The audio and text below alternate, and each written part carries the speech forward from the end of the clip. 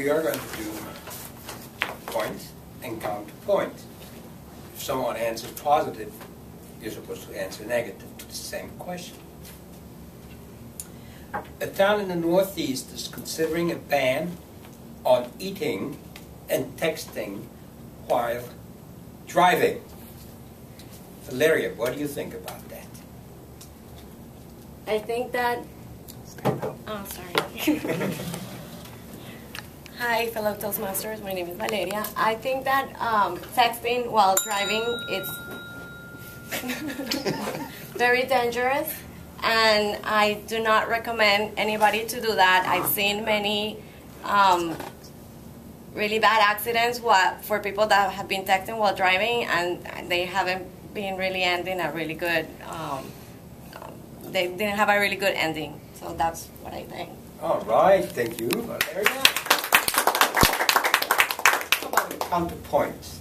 Tell us why we should be eating and texting while driving. Hello, Toastmaster, fellow Toastmasters, and honored guests. My opinion is that we're in a hustle-bustle world today. We don't have enough time to begin with. We have to make use of every minute of the day. Lunch for that 3-4 mile drive, texting to handle business and personal affairs. It's a necessity these days in the world today. So that's my point on it. Thank you very much. All right, thank you. Shut up the light. Oh, I had to stop. Oh, you didn't see it. It was short, I know.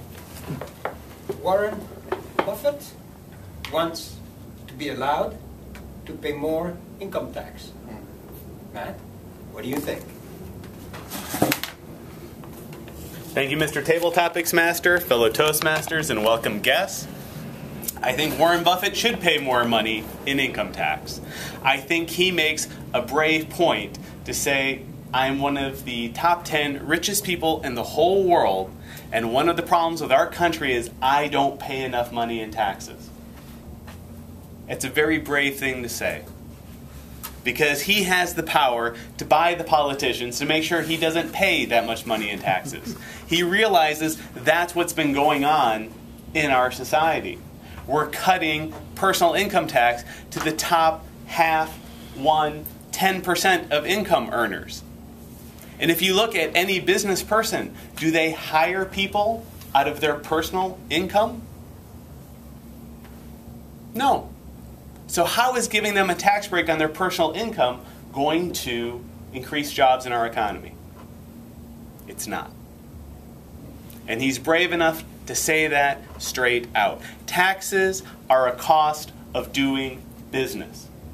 Is anyone here not going to make money because they have to give some of it to the government? And whether you get to keep 10%, 50%, or 100% of that, if you could make 10% more money than you're making now, would you do it? Exactly. A lot of new businesses are started by the middle class with people when they have extra time and extra money to see that little niche or that little way something could be done better in their organization, in their community, or in their life. And when they start those businesses, that's where the jobs come from. And they love to pay those taxes because now they are making a lot more money. So I stand with Warren Buffett, and I thank him for having the courage to speak up. Mr. Table Topics Master. Being than less than 50% of the Americans are paying income tax, which means each one of you that pays income tax pays for the one that doesn't. Isn't it good that we have a fair system that goes for everybody rather than the richer than the poorer? Yvette? Thank you. I think that we should all pay taxes fairly and consistently because we are all part of our community. And if we live in our community, it is in all of us our power to do a better community. And to have a better community, we all need to contribute. And the way we can contribute is giving money to the government in order for them to have better facilities and have better jobs and the community can grow. I was trying how to incorporate the word actuate, but I couldn't. But I say it. Thank you. Thank you, Yvette. President Obama said, we need our basketball. What do you think of the lockout and the strike? Who's right? Who is wrong? Robert? JP, thank you for asking that question because I'm very angry about this basketball lockout because, as some of you know, I was in the military, so I was gone all of last year, and I missed the whole entire basketball season. So I came back this year and I said, I'm in Miami, I'm going back home. The Miami Heat have LeBron James, Dwayne Wade, Chris Bosh. We went to the championship. This is going to be a great year. I'm going to go to games, and what happens? There's going to be a lockout.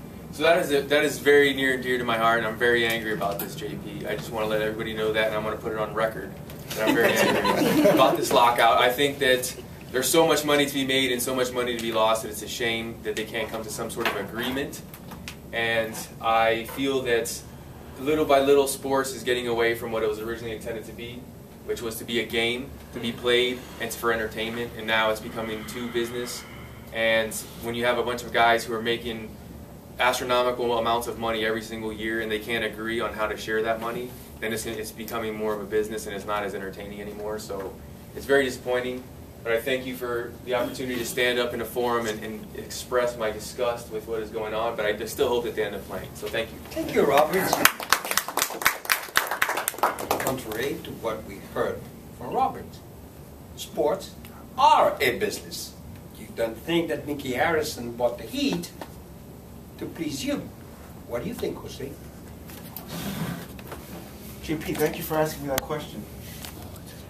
All sports are businesses. The Florida Marlins are a business. The Miami Dolphins are a business. The Miami Heat are a business. But not only are they businesses themselves, but they also generate business for everybody else in the community. So I agree with you, Robert. Sports has moved away from its original purpose.